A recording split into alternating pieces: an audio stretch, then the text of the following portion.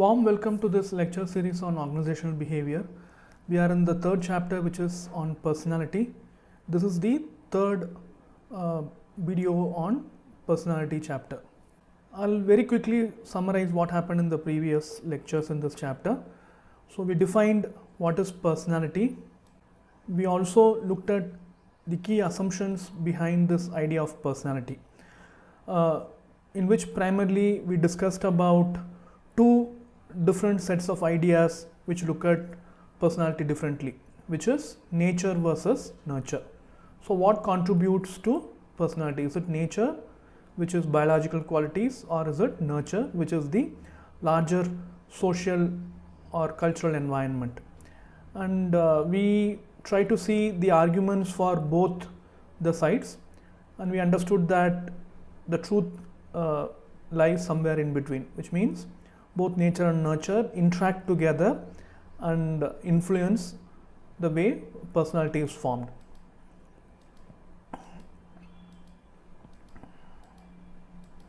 Okay, we in the previous class we looked at we started with looking at different theories of personality, more specifically intrapsychic theory, which is proposed by Freud, Sigmund Freud. Very quickly I'll explain what happened in the previous lecture. So especially in terms of intrapsychic theory. So Freud's theory believes that, or Sigmund Freud in his psychoanalytic theory believes that what we are is nothing but our awareness, and this awareness has different levels. The first level is conscious level of awareness, which is in our day-to-day normal level of awareness. Subconscious is kind of our memory, where we have to spend a little bit of time to remember those things.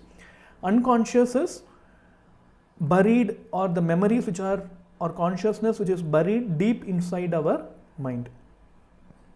So in fact, according to Freud, unconscious memory or unconscious level of consciousness is the major chunk of our conscious or the consciousness. And many things which we find to be disturbing for our awareness, we try to push them deep inside, and they go and they are deep seated into this unconscious memory, and they come out in forms which we don't have control, like dream or slip of the tongue, things like that. And so this is where we stopped. Another important idea, which is also very interesting, proposed by Freud, is our mind or our psyche is not one, or our personality is not just one. Personality has three phases or three components. To explain it in other words, it's not like I am one person. There are three people inside me. If I want to understand who am I need to understand these three people inside me, or these three components inside me. And the idea of me or my personality is the interaction between these three components within my mind. According to Freud, he calls it id, ego and superego. In fact, many of you would have heard of this term ego or superego, id and things like that. If you remember, in the previous class, I asked you to read about the concept of, or the theory of Freud. So I'll explain what is id, ego and superego. Like I said, these are three different people residing inside us. Theoretically, I'm not saying there are three people sitting in our head. I'm saying three types of thought process, or three types of components operate our mind according to Freud. So the first component is id. If I ought to personify id, it is like a baby. Okay, so when we are born, we all are born with only one mind, which is id, which is driven by id. Id is like a small baby, like I said, which is driven by only pleasure. So newborn baby, it doesn't know anything. What it knows is hunger and discomfort. Okay, whenever it feels hungry, it will cry. Whenever it feels discomfort, it will cry. It will seek attention.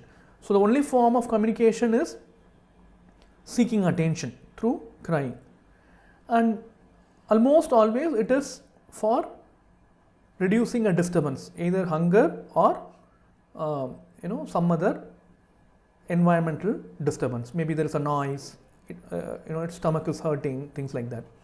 So Sigmund Freud calls it pleasure principle. So each of these components of mind are driven by certain principle.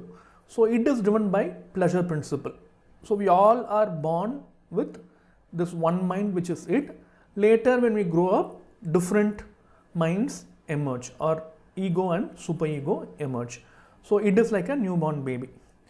Ego is based on reality principle. Ego is driven by reality principle. To give an example or to personify ego, ego is like, again, I'm just an example. Don't associate gender, don't think I'm gender stereotyped. Okay, so I'm just giving an example. Ego is like the mother. Okay, superego is like a very strict father. Okay, ego and superego are like parents of id, because these two try to manage id. They try to take care of id. So ego is like mother. Why it is like mother? Because children, they will throw temper tantrums, isn't it? If they want something, they don't know whether they can have it or not. They don't know it is theirs or not. If they like something, they will cry. They will throw temper tantrums. So what will mother do? It will try to pacify it. It will say, no, don't cry now, I'll give it to you later. Or it will try to explain it. Currently, it is not possible to get it. Let's say the child, you're taking a child to a supermarket. The child will look at an ice cream and say, I want this ice cream now. Or it will look at a doll and say, I want this doll now. So what will a nurturing mother or a parent will do? A nurturing parent or mother will try to explain things to it. The parent will say, the mother will say, don't cry now, don't, you can't get ice cream now, but I'll give you ice cream later, or I'll get you the toy later. Maybe if you behave well, I'll give you this. Okay. So this is ego, which is based on reality principle. Why it is based on reality principle? Because it doesn't blindly satisfy its needs, or it is not driven by like that blind motive to satisfy the needs immediately. But it wants everything immediately. It wants everything which it likes and everything now. So if it likes something, it will say, I want it now, and I want whatever I like. But in reality, it is not possible. Ego, either you can have it later, or you can postpone that particular demand from id. You can, try to convince it that you can't have it now, I'll give you later. Maybe, instead of this, you take this. Things like that. Okay. So that is why ego is driven by reality principle. Superego is like a strict father, like I said. Why? Because for superego, it's always about right and wrong. For superego, it is no means no. And if something has to be done, it has to be done. So superego is driven by moral principles. Okay. So I'll give you a scenario. The child wants something which is not his or hers. So the child looks at a toy of his friend which looks very nice, and the child wants that toy, and it cries. Okay. Or it tries to snatch it from the friend, another child. So what will mother say? Don't snatch it, it is not correct, I'll give you later, or I will buy later. Whenever we go out, we'll buy. Or if you get good marks, I'll give you those, I will buy that toy for you. Superego, what it will do is, why did you do it? You can't snatch things from others. This is a very bad behavior. You are like a bad child. Very judgmental in nature. Very moral in nature. Okay. So we are all born with id. When we grow up, we understand what is possible, what is not. We understand the reality, so ego emerges. When we grow up old,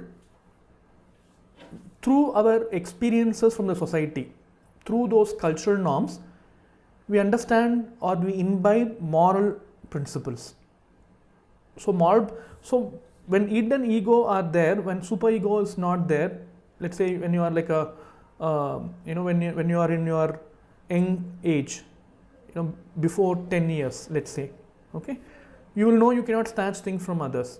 But for you, snatching things from others is not bad. You don't understand the moral dimension of taking things from others, but you know the consequences of snatching things from others. But for superego, even if there are no consequences, superego believes in black and white, wrong, right, or good, bad. For ego, it is all about what are the consequences. If I do it, it doesn't believe in right, wrong. It believes in consequences. If I'm not going to get caught by snatching this or by doing this, it's okay to do it. So it is more logical in nature. But superego is more judgmental or moral in nature. So we have these three components throughout our life, and for any instance, for any situation, these three minds talk to each other, they interact with each other, and based on which is more powerful, based on the kind of situation, one component or one or more component make the decision, or that leads to decision. Okay. So most of the times ego is the mediating component. It tries to balance both id and superego, because if you keep on satisfying id also, it is not good. It's like pampering a child. Okay. So then this child will ask for everything, which is not possible to give. At the same time, if you keep telling id, don't do it also, you are like, this child is not going to be happy, which is very important. Okay. So you need to train the child, or you need to manage the child, which ego does. Similarly, you have to manage this, moralistic figure inside your mind, component inside your mind, moralistic component inside your mind, which is like, even for the smallest thing, it will say, no, it is bad. No, don't do it. It is wrong, which is not necessary, because right and wrong is what is taught by the society, and many of these right and wrong may change depending on the context also. So, but for superego, it's like everything is like black and white. There is no gray area. The superego is not empathetic in nature, empathetic towards oneself in nature. Ego is more empathetic in nature. Ego is also smart enough to manage id and superego. But sometimes what happens is, this division between, so most of the time the problem is between id and superego. Id is like one extreme, it wants everything very, very pleasure oriented. Superego is like another extreme, very, very moralistic. So ego tries to manage both. Sometimes ego will not be able to manage this divide between id and superego. What kind of instances? Instances where you badly need it, or you strongly feel it is important for you, but it is prohibited, or it is immoral. Okay. Things like jealousy, things like wanting things from others, or hatred, all those things. Okay. So that is why these things are considered to be sin by larger society, and superego also believes in that. But if you badly need it, if you really want it, it will keep on asking you, but superego will keep on resisting to give that to you. So somewhere caught in between, ego is not able to manage this conflict between id and superego. So that many times what happens is, these conflicting experiences or memories, simplest thing ego can do is push that into some deep unconscious memory. Okay. So what ego will do is, okay, not even pay attention to ego ego not even paying attention to what id is asking. So it will push the demand from id deep below your unconscious memory, or not even pay attention to it. Okay, so these are defense mechanisms, shortcuts which ego uses to manage the conflict. Okay, so this is like you have a very important deadline in your work or in your college, but there is a all your friends are asking you to come to, you know, a movie. Okay, so what will you do? You can either say, you know, you can reject the importance of the assignment or work and say, okay, I'll forget it and do this, or you will say, no, I don't like going to movies, you know, for me work is more important. But in reality, you know, you want to do that, you want to spend time with your friends, so you will suppress your demand or need to go for a movie. Okay, but if you keep on doing it, what will happen is a shortcut. Okay, if you keep on doing it, this need will come out in other forms, like, you know, dreams, like I said, dreams, slip of the tongue, things like that.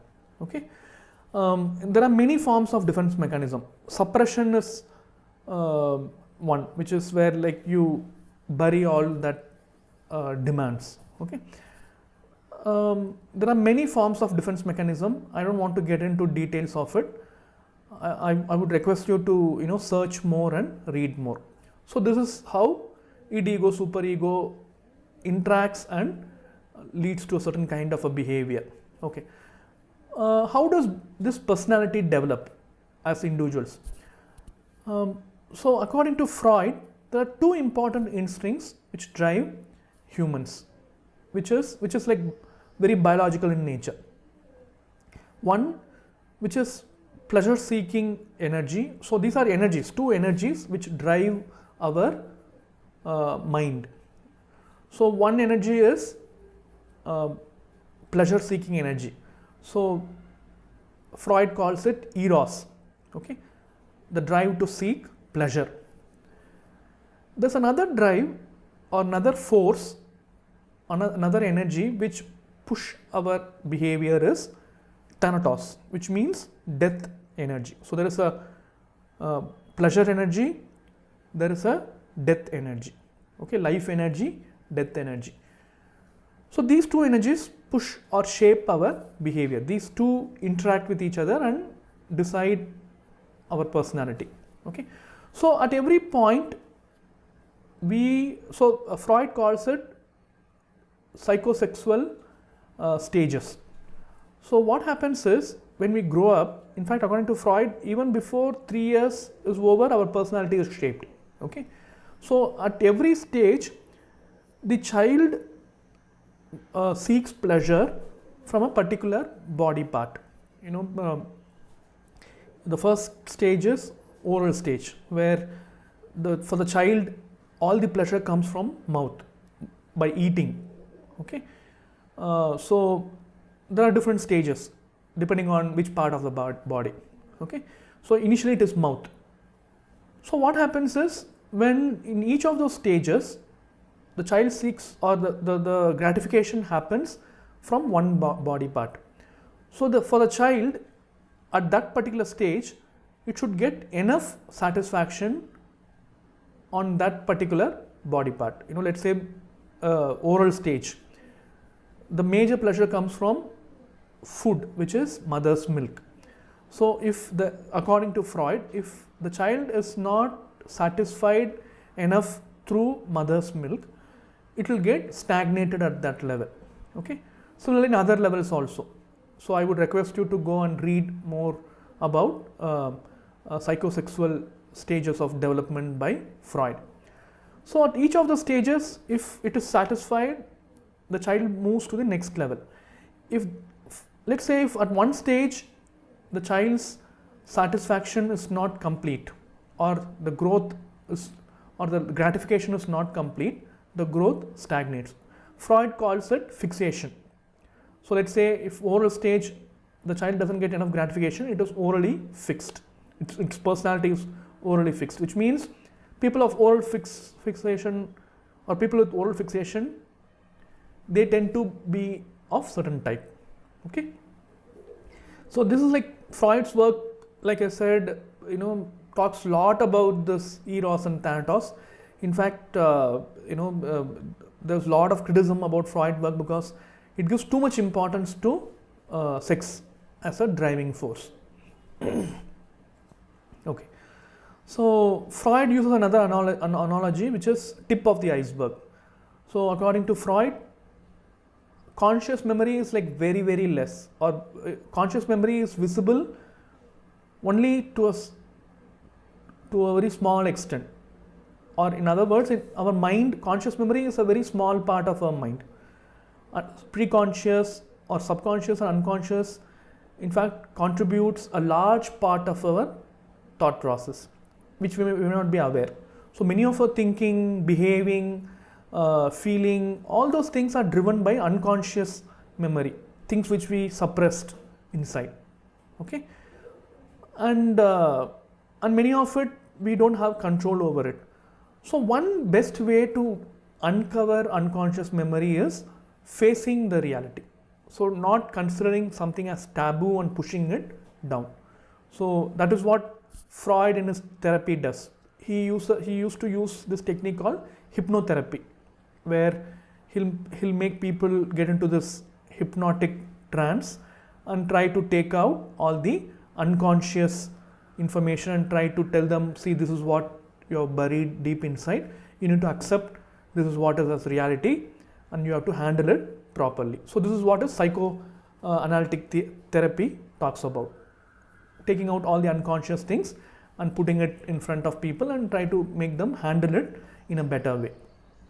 Okay, so how does this theory linked, or how can you connect it with human resource management? Understanding of consciousness, unconscious, subconsciousness, and also id-ego, superego applies to work behavior. Is many of the work behavior is driven by unconscious needs. So you cannot really predict or directly correlate external factors and how workers will behave. And most of the workers' behavior is driven by either pleasure or death energy, or fear. So you can drive people's behavior either through telling them if you do it you will get pleasure, or by telling them if you don't do it you will get punishment.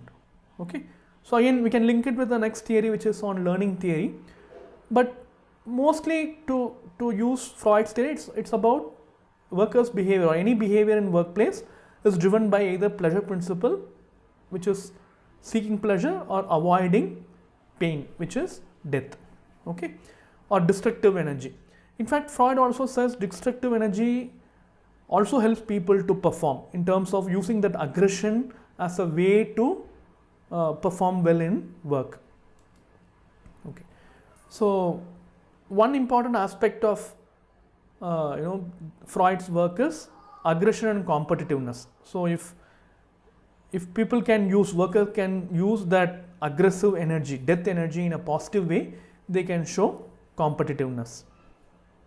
In fact, if you see many of the advertisements which promote products, they either use pleasure principle or pain principle.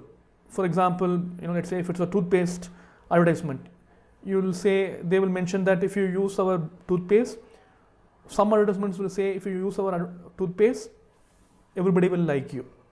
Or some toothpaste advertisements will say if you don't use our toothpaste, you will get toothache, you will get cavities, so people will not like you. Okay, so even in advertisements we can see how this Freud's idea of pleasure and pain is used. Okay, so I'll stop here. In next class or next lecture, we'll look at another theory which is completely opposite of Freud's theory in terms of its assumptions, because Freud's theory believes we are born with certain instincts and those instincts shape our mind. But another theory which is called learning theories, group of theories which are called learning theories, talk about environment as a factor which shape human behavior or human personality. Okay, I'll stop here. See you in the next lecture. Take care.